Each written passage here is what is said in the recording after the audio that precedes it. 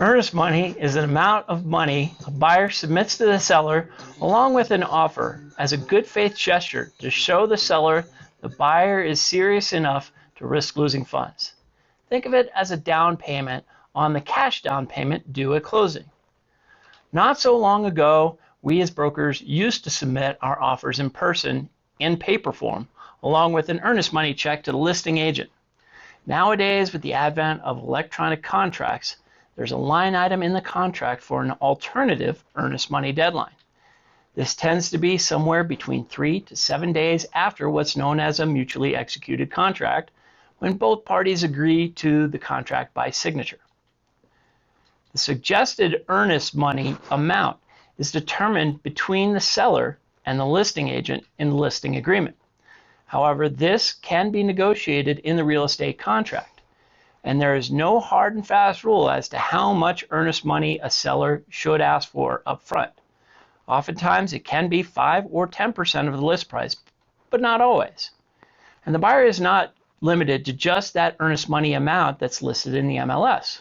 A buyer could certainly go over that amount to show how more serious this buyer is over other buyers. So earlier I mentioned that there's a risk of losing that money. What is that risk? Well, if a buyer terminates the contract in bad faith or terminates after all the deadlines have been satisfied, then the seller is able to keep that earnest money. While this is not common in most real estate contract terminations, it can happen, so it's important for the buyer and the buyer's agent to be on top of those deadlines and know when the buyer has the option to terminate. And the reality is there are many options to terminate in good faith and still reclaim your earnest money. There are also instances where the seller asks or requires the earnest money to go hard or non-refundable after a certain period of time. This generally happens when it's new construction or a developer contract. This is a way for the seller to ensure the buyer doesn't change his mind over the course of the home being built, since the length of the contract period is measured more in months, not weeks. So there's a brief overview of earnest money. It's like your first layaway payment for the home you plan to buy. People still do layaway, right?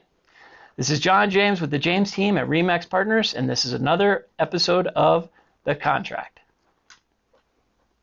If you want more information about this clause or any other clause in the real estate contract as a buyer or a seller, please give me a call at 970-846-0797 or email me at johnjames@jamesteamsteamboat.com.